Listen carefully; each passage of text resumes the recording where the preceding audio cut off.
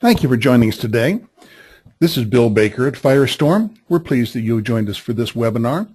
Subject today is social media. We invite you to become our Facebook friend, Firestorm Solutions. You can also follow us on Twitter at Firestorm Soul. There is a hashtag for this session. The hashtag is Crisis Coach. Firestorm transforms crisis into value and empowers you to manage risks and crises. Firestorm has expertise in social media, crisis management, crisis decision support, crisis communication, crisis public relations, and consequence management. Keep in mind that this presentation is not complete without the accompanying oral comments and discussion, and the work product that we discussed today must be considered along with your organization's personal counsel. In addition, the information should not be interpreted as legal advice or legal opinion. We're very pleased to have RenWeb as the sponsor and underwriter of this Crisis Coach webinar series. Today's subject is social media risk. The presenter today is our Executive Vice President at Firestorm, Karen Mazzullo. Karen's webinars are very well received. She's one of our more popular presenters. And our moderator from the RenWeb side is Jacqueline Day. She's the Communications and Marketing Manager for RenWeb. Jacqueline, over to you, please. Hi, and thank you so much for that introduction. I'm so glad to be with you today, and I'm so excited to hear this great webinar on social media risk. As already mentioned, I'm the Communications and Marketing Manager for RenWeb, so social media is a topic that's very close to my heart, and I'm so interested to hear what Karen has to say today. I want to thank Firestorm again for hosting this series for the RenWeb community, and we really appreciate all of the important information that you've brought to RenWeb customers over the past several months. It's been fantastic. So thank you so much, and I'm excited to hear today's webinar.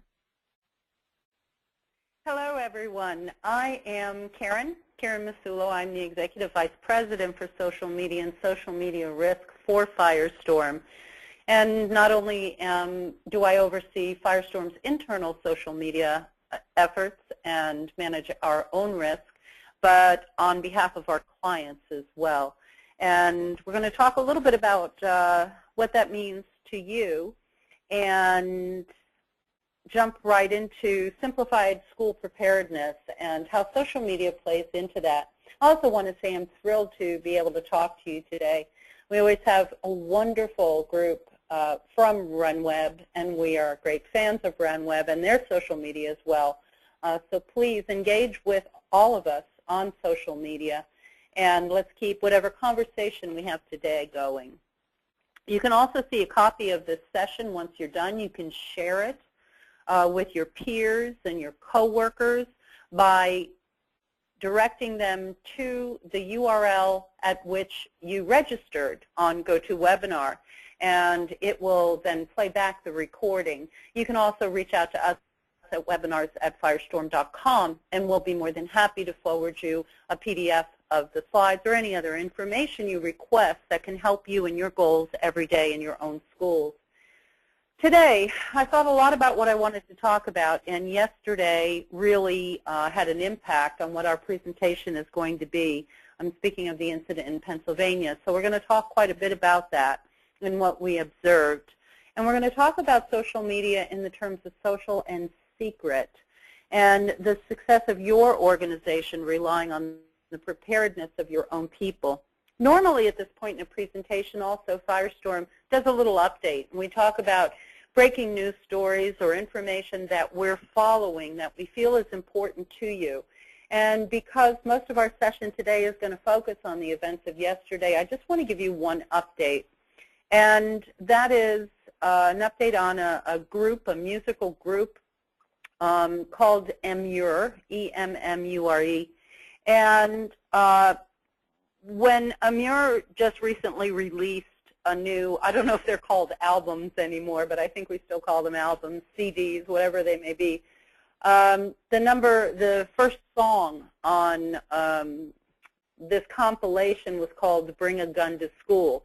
They have since renamed that. This was in February.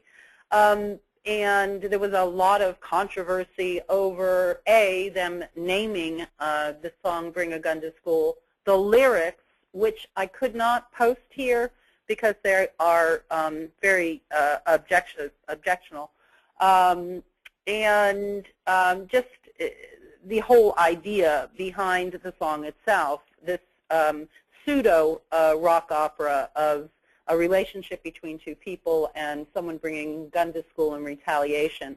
I have to tell you that I monitored this quite a bit in the monitoring application that Firestorm uses, and a lot of the conversation the kids were having around this, and there was a real glorification of this song. So I think it's important that you know that Amir's own partner and co-founder threatened a lawsuit against his own partner in music, calling him a disgusting human being for getting them to name this song without him knowing it, Bring a Gun to School. So when you hear kids talking about it, or you see tweets flying by, or text messages flying by, your radars may be on extra alert because you're seeing the phrase a lot, and this may be what the phrase relates to. So just an important aside. And when we're done with this call, Google Amir and lyrics, and fair warning, there's very strong language. So we're going to talk a little bit about social and secret and what that means today. I'm going to assume everybody here knows about Facebook and Twitter and Instagram and some of the other more popular tools that kids use, and adults as well. But I want to make sure that you also know about a few others. I've written a lot about Snapchat. Snapchat's the one in the top left of your screen, the little ghost. That's the icon for Snapchat. If you see it on someone's phone, that's what they're using. I hate Snapchat. I like the people. I don't like the application. It is a way for people to send images to each other that within seconds then disappear. But you and I know that nothing disappears. It's very easy on a mobile device to take a screenshot. And there are many sub-sites now from Snapchat, Snapchat X-rated, Snapchat leaked, images that people have grabbed even though the sender thought they disappeared, and then posted them on the web or on other sites. And Snapchat is being used more and more because there's this seemingly feeling of security by kids because, oh, it just disappears, and we know it doesn't. Vine is being used more and more. Vine was an independent app and then was purchased by Facebook, or developed by Facebook, I really can't recall. And Vine allows very short 8-second videos to be posted to a number of other social media sites, preferably Twitter. And when I see fights in schools, when I see kids doing jump-in fights or just a variety of flash mobbing or any of those kinds of things, we're seeing them on Vine. They're very short little 8-second clips, and it's important that you understand what it is and how that works. And then the one I really dislike is Yik Yak. And Yik Yak was originally created with the focus toward college campuses, and probably took a note from the old Facebook days when it was created for the college campuses as a community. And what it's really turned into is a way for regional, localized conversations to happen anonymously, and it's really become the preferred app of bullying. And all of those of you on the call are probably familiar with it because you see it in your schools. At San Clemente High School in Orange County were victims, and it's 3,000 students, were victims of what's being termed, or you'll see the hashtag, and if you don't know what a hashtag is, contact me after this session because we need to talk. They were victims of a Yik Yak attack. And Yik Yak, again, is a social network that was used to post an anonymous bomb threat, and authorities quickly ordered a school-wide lockdown. And students then were sheltered in place with nothing to do except, predictably, download the app that caused the ruckus in the first place, because if they didn't know about it, they suddenly did know about it. At least 4 Chicago area schools warned parents about Yik Yak in the past 2 weeks. The Chicago Tribune recently reported, and principals have now asked parents to try to work to delete the app from their children's devices.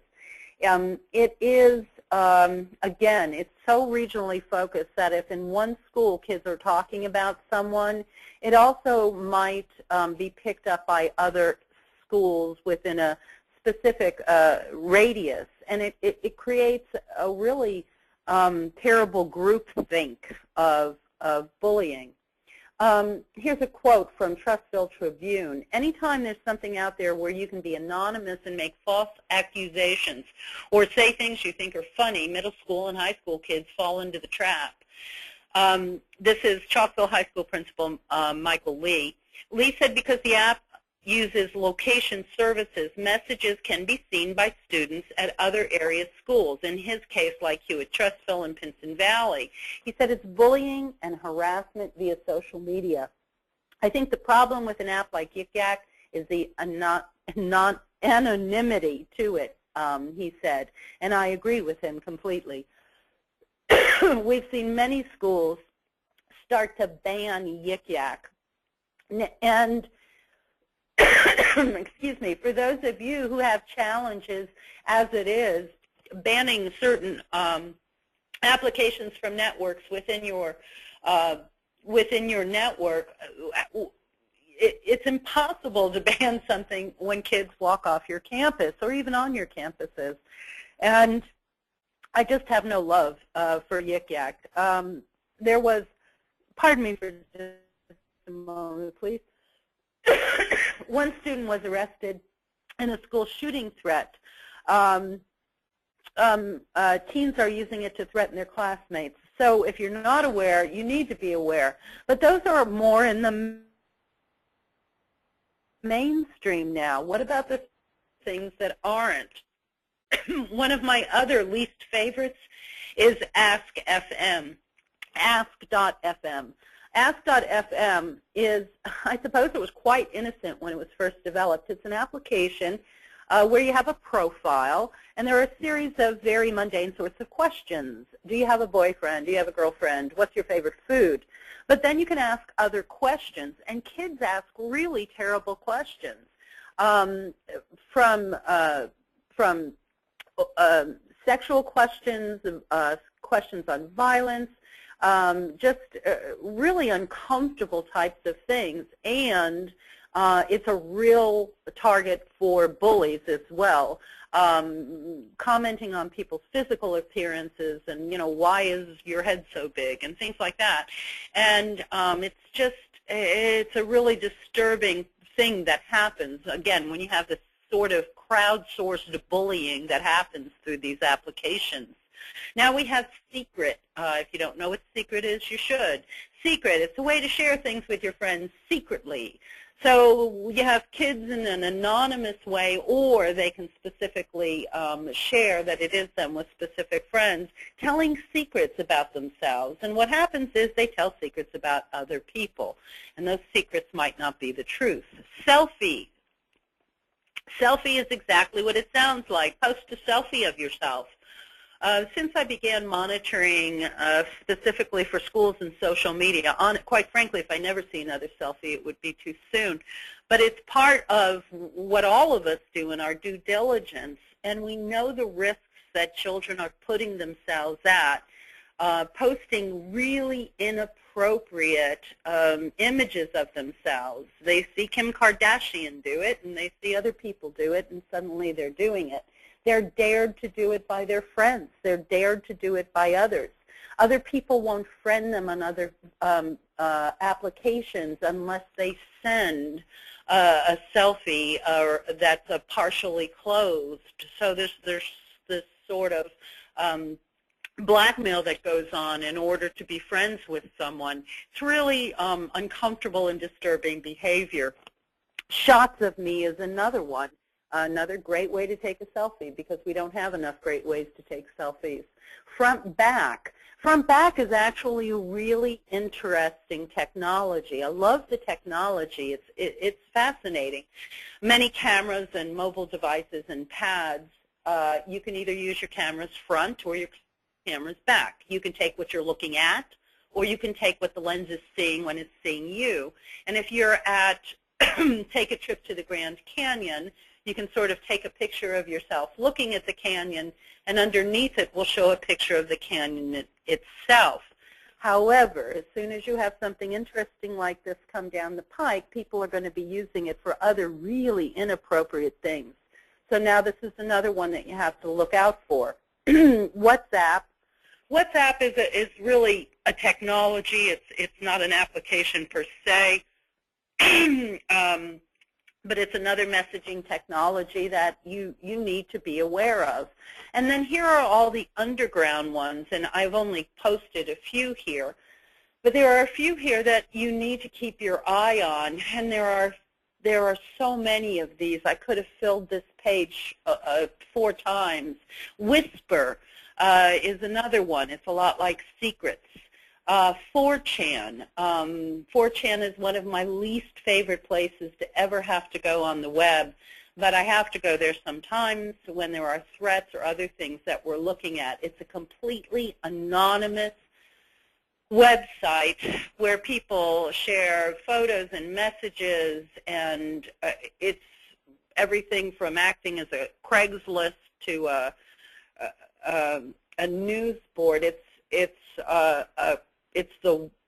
the old Wild West of the web, and there are children, I've seen children as young as 9 interacting with adults in highly inappropriate ways. And whether they're really children or not, we don't know. Whether they're really adults or not, we don't know.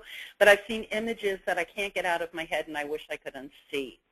7chan is an alternative to 4chan, because 4chan started to become pretty well known.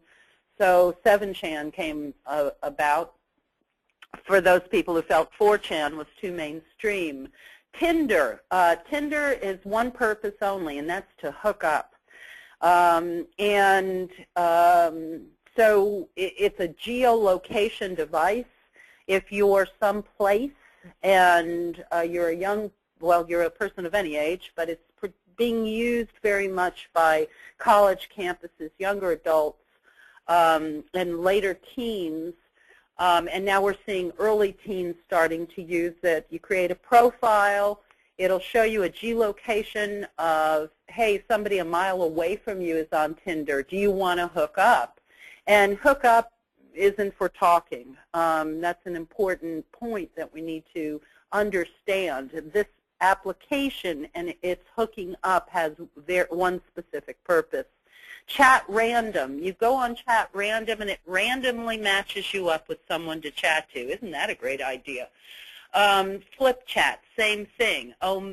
Chat roulette. Chat roulette's been around for a while. I don't even want to think about the 2 times that I had to go on chat roulette to do some research. And it's just a place where people wear very few clothes. And I've seen chat roulettes between children that look to be 7 or 8 years old, and with adults. And it's really frightening. And I'm sure most of you have heard of chat roulette.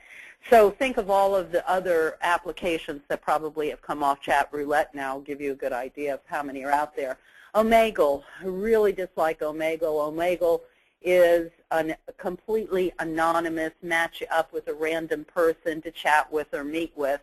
What Omegle says about itself, when it can allow, the other thing is if your kids have a Facebook account, it'll allow them to hook into, as most of these applications do, so they don't have to create a specific login. and it'll grab their information. And it says Omegle is a great way of meeting new friends. When you use Omegle, we pick another user at random and let you have a one-on-one chat with each other. Chats are completely anonymous, although there's nothing to stop you from revealing personal detail. And then there's a warning when you're at this screen that says, because this section is unmonitored, you're more likely to encounter sexual behavior. As with the rest of Omegle users in this section, you are solely responsible for their own behavior. If you're under 18 or prefer not to use this, press cancel. So I don't know, I mean, I know very few 11-year-old kids who are going to say, oh, I'm under 18, I'm going, although I congratulate their parents if they do that. So these are just some of the secrets that are underneath the web that we all know we have to be aware of. And no one can keep aware of everything all the time. The best thing you can do is create those wonderful open conversations that I know so many of you do with your student bodies, and help educate them and help them educate us as well. A 14-year-old Faith Sindor said she and her friends use social media to talk to each other, which is why they have left Facebook. Older people are getting on there. We want our own social network to ourselves. So I guess we won't get in trouble, says Sindor. And this is an important piece. A lot of kids will have a Facebook profile and will occasionally post to it, so their parents think, oh, they're using Facebook. They're cool. I can monitor what they're doing. But they're not really using Facebook. That's sort of their cover social media use. What they're doing is they're using other applications with other names, Ask.fm, et cetera. And they think they're anonymous. I was doing some research for someone recently, and I found a very alarming tweet by someone while I was monitoring for some terms that had to do with bringing a gun to school.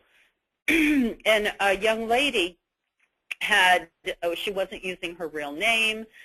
She wasn't using any real credentials. She posted to her she connected her Twitter account to her Ask.fm site where she used the same sort of anonymous information. But in the images she was posting images of school. And kids were wearing the school jersey. The school's name was on some of the hall. At one point, she actually even posted a document that had her social security number on it. So for anyone, it would be very easy to figure out who this person was. We hope that people who are making real threats actually keep doing those kinds of things, because it assists us in being more targeted about understanding who they are and creating interventions. But it's still surprising to me how much social media is being used and how little of it is actually being used in a place where parents may be able to monitor. We know that these next slides are from Pew Research, and they were published in February of 2014. However, they're based on 2012 statistics because the 2013 statistics haven't been compiled yet. So we know these numbers have risen somewhat. 95% of teens use the internet. 93% of teens have a computer, have access to one. 71% of teen computer users say the computer they use most often is shared with family members. So guess what? They're not going to use that computer. 23% of teens have a tablet computer. 78% of teens have a cell phone, and we know that number is a bit higher now. And about 3 in 4 teens aged 12 to 17 are mobile internet users who say they access the internet on cell phones, tablets, and other mobile devices at least occasionally. And we know that number has gone up. The number of users who actually use the family computer to do any sort of social interaction has gone significantly down. And most of it is happening now on those mobile and smartphone devices. 30% of all U.S. teens own smartphones, up from 23% in 2011. So we know that number's gone up. And I don't have the exact number, so don't want to quote it, but it's gone up quite a bit. 1 in 4 teens are mostly internet users, which means it's their predominant use. 5% of all teens text. If you've ever sat next to one, which you have, you know that's to be true. 63% say they use text to communicate with others every day, and 60 texts per day is the median for the typical teen text user. Older girls are the most enthusiastic texters, say that 3 times fast, with a median of about 100 texts per day compared with 50 per day for boys of the same age. And African American, Latino, and lower income youth are all heavy text message users.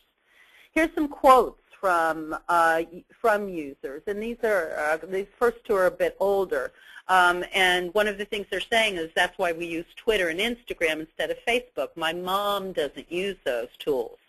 Facebook doesn't have a limit to characters on it, so some people use that for longer or more in-depth conversations. But when they're just posting images and short little quips, they're going to be using some of these other applications.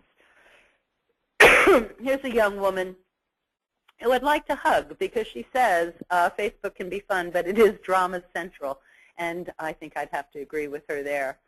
Now, kids spend a lot of time and energy to reputation and network management. They think they're managing it, but they're not really clear on what it is they're managing. What they're really doing is damage control. They delete people from their network, generally those who they're having a fight with or are bullying them or perceived to be bullying them, or they are bullying.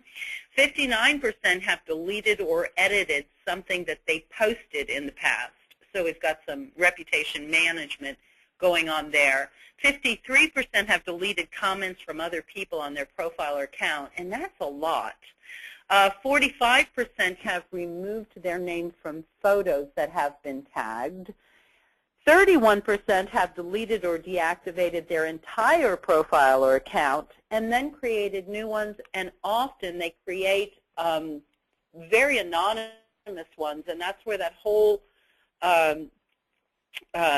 paradigm of catfishing comes from, especially those kids that feel disenfranchised or and otherwise isolated from the social web. They may create a persona on the web using an image that they've found on the web and see if they can make that profile be more engaging than they were.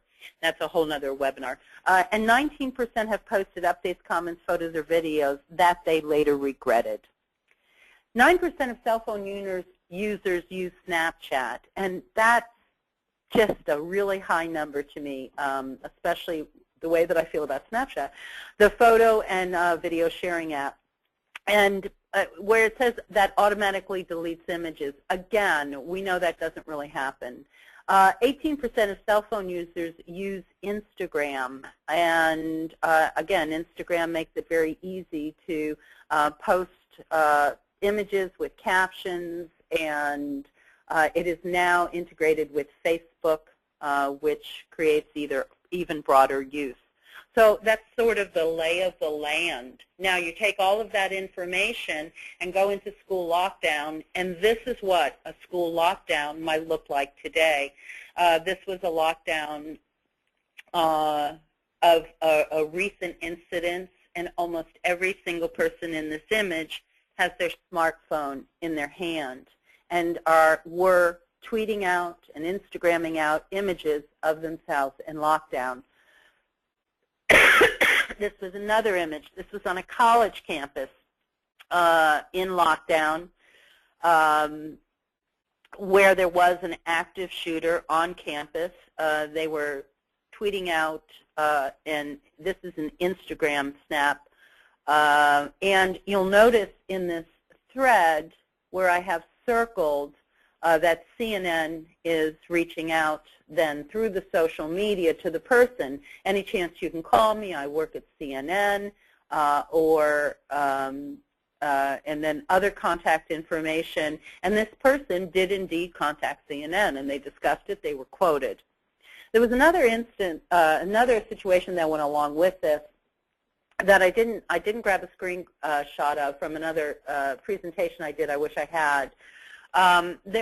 I was really upset because there was a shooting on a campus. There was an active shooter on a campus. It wasn't known whether there was one or more shooters when the campus went into lockdown. And a local paper in Rhode Island where the issue was going on used an application that you can find on the web to create a map of everyone who's tweeting in an area. So if all of us were tweeting right now, we could create a map and it would show all of us, you know, Karen or Firestorm Soul, and it would show my location, very specific. So you can get it, they narrowed it down to the campus itself, and they posted, this newspaper posted a map of everyone tweeting with their geolocation information, which is not newsworthy to me, and put the students at great risk because we didn't know if there was still an active shooter. We didn't know if there was one or two or more. And if I'm looking for a specific person or a random person to target, I really appreciate this newspaper giving me a map to everyone who I at least know is exactly where they are. I just found it terribly irresponsible. And one person on Facebook became so upset that he worked at another university nearby. He left his university, drove over to the newspaper office, and pled with the editor of the newspaper to please take down that page, and that page is still up today. So, do you know what a hashtag is? I hope you do. A hashtag is, you use the little hash symbol, and then you put, with no spaces in between, whatever the phrase is that you want people to be able to click on or search through on Twitter, on Instagram. Facebook now supports hashtags, and lockdown selfie is now a trend. So when kids are in lockdown, they're now taking selfies of themselves, posting it on social networks, using the hashtag lockdown selfie, and resharing their lockdown images around. I think it's important that people know that. 2 years ago, or 2 years or more now, I was on my computer one morning. I was doing some research, and the first tweet that you see came across a trend that I was looking at within about 20 seconds of this young lady posting it. It was really a frightening thing to see. And then the next one came through, and I started following some of the folks from the school and realized there was an incident that was going on, and that was the tragic shooting in Chardon, Ohio. And what we learned from that was that when, and we've learned from many instances, is that when kids are scared or they're confused, they're in shock, they turn to their social networks for support and release. And immediately upon these kids starting to post, and many of them changed their avatars on their social media accounts to that of the school, which also allowed media and others to find them more easily. This is just one of so many that I found of media reaching out directly to minor students. When this young man was reached out to, the school was still in lockdown. He was sheltering in place. And that's just always upset me, that I understand the media needs to get their information, but it was, to me, putting this person in danger who needed to be aware. He didn't know what was going on campus, and it's just an important thing for us to see. And that was the first thing about 3 years ago. I remember it hit me very hard. So what we saw yesterday and how we saw it. And by the way, in Chardon, via social media, the names of the deceased, the 3 young boys that were killed, was released on social media before their families were notified by students who were speculating. So yesterday, one of the things we saw is the media descended upon the school on Franklin yesterday, and there were cameras and microphones being put in front of young people who were scared, they were frightened, they were in shock, and they were not standing next to their parents. This is the thread of one young lady that's particularly touching to me. And if you remember, when we're looking at social media conversation, it sort of goes backward.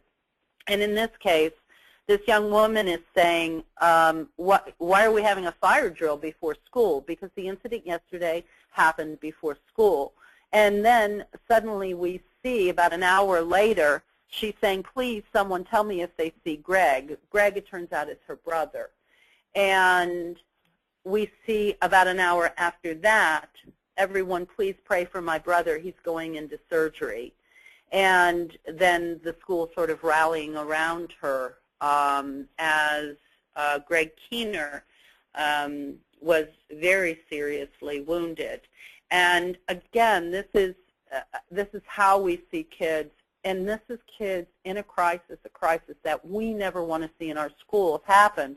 But this is how kids leverage social media in order to connect and find things out.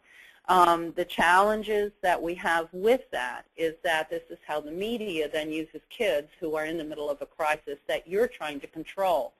Here's a young person who posted, please pray for my brother. He was stabbed in the chest.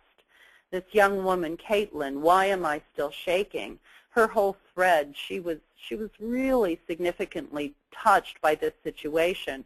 Now, this does create a great opportunity for our support organizations, or those people that you may be bringing into your school to help support the kids that have been involved in a crisis with aftercare and trauma, because it can help identify at least kids that are talking about it, that are in significant trauma. Of course, it's the ones that aren't talking about it we want to make sure we find out about. Here's ABC News reaching out to this one young person, Carter. So Carter posts this thing, please pray for my brother. He was stabbed in the chest, and along with that he posted a picture of his brother and he. And ABC reaches out and says, hey, can we use that picture? And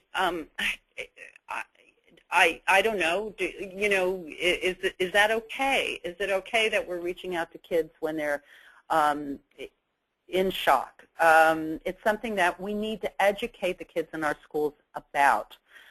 What do you do when this happens to you?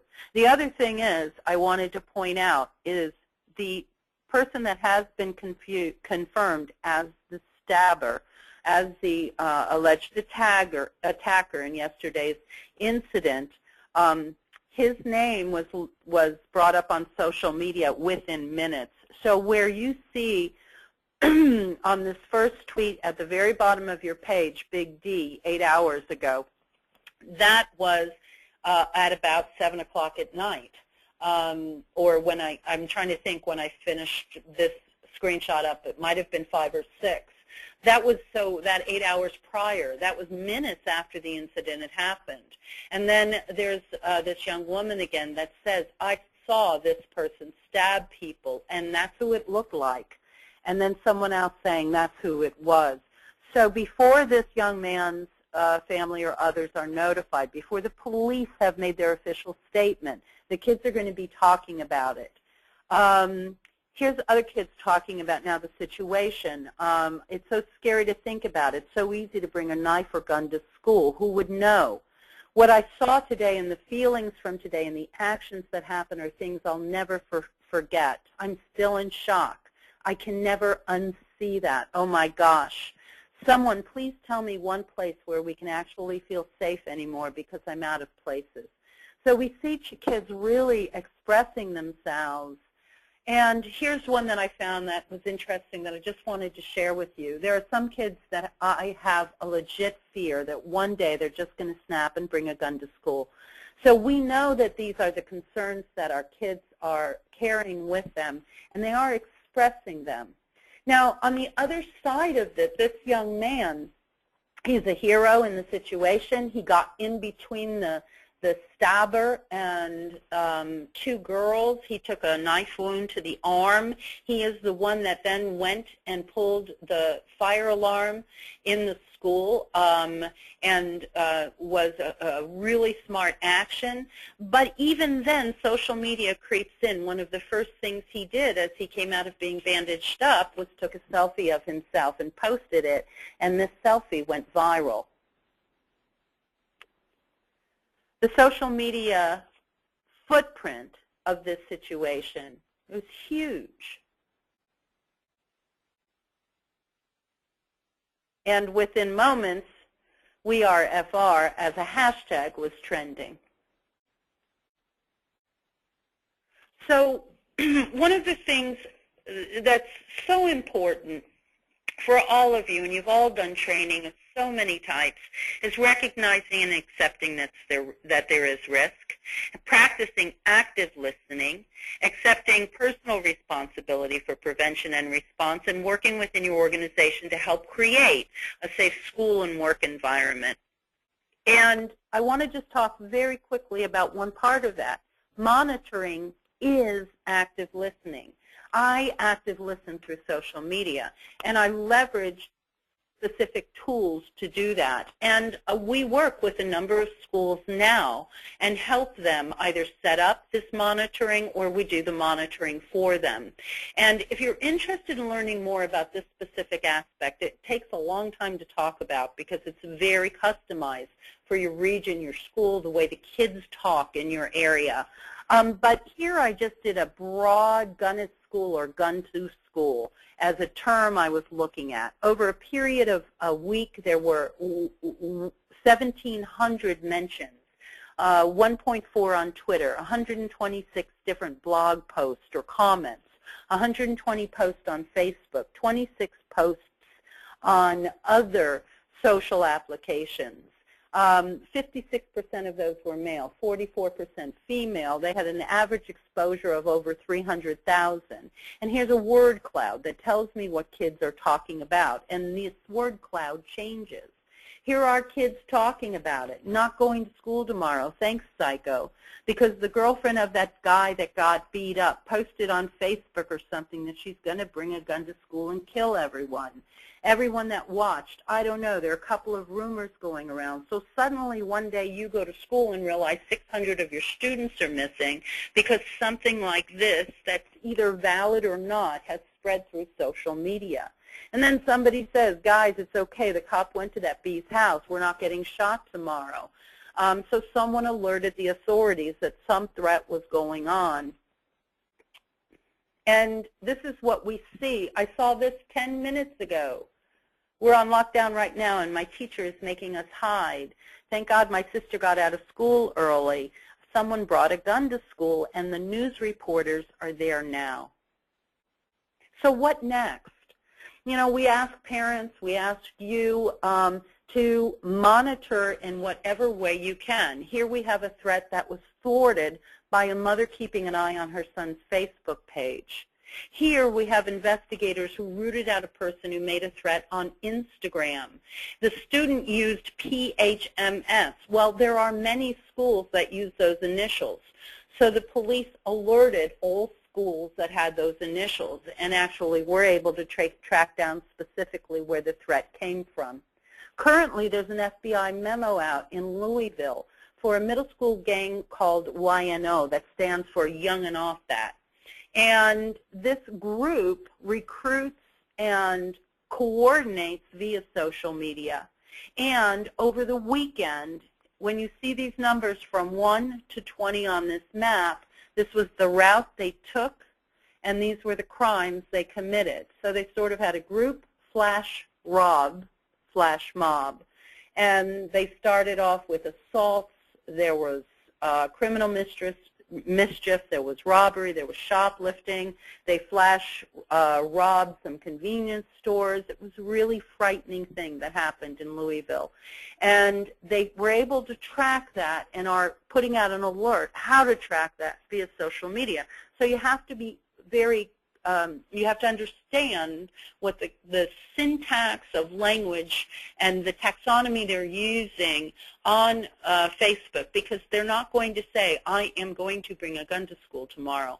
They're going to be saying it in the language of your, or the syntax of your specific location and region. That is a high-level overview of 45 minutes of what I'm seeing right now on social media. I'd love to talk to you some more.